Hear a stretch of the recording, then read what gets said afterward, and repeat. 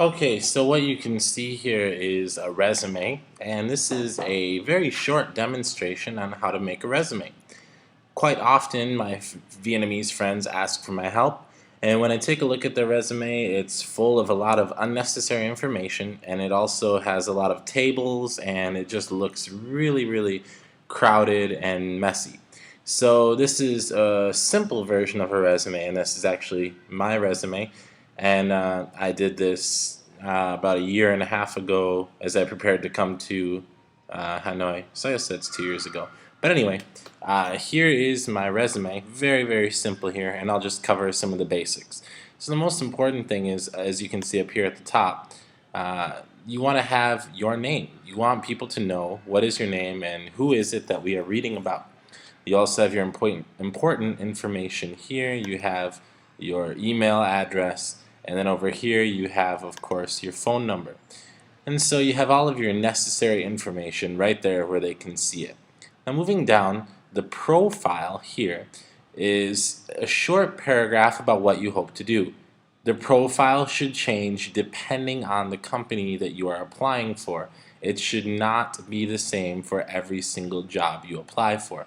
So as you can see in this situation, I was applying at an international kindergarten, and so I wrote a paragraph specifically for them. I desire to help your school continue to establish itself as a prestigious and successful international kindergarten by equipping students with the ability to effectively communicate in the English language, specifically in the areas of speaking and listening. Now, moving down into experience. Simple but important. You should always have what you are currently doing or what you most recently did first. So you start from most recent and move to oldest. So here I have my current work and then my previous job here and my previous job here. Some people get this mixed up. That's very important. It's a common thing that we need to do in our resume. Moving on down to education. Education is the same. You start with your university and then you go to high school. They don't care beyond that. And some people don't even care about what high school.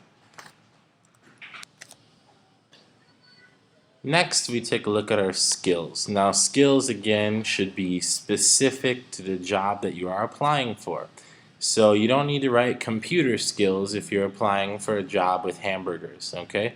So here we go. I wrote a paragraph specifically about my experience with teaching. You can take a look. I won't bore you by reading it. Finally, at the end, referrals or references. I always put references available upon request. You don't need to include that. It just makes for more clutter and makes a big mess. So include references available upon request, and if they request them, then you can provide them with the information. And then at the very bottom you can see I have my address, and that's not even terribly important. That's why it's down there. Again, the most important information is at the top. That is my phone number, my name, of course, and my email. So there you have it. Very simple, very good looking, clean resume.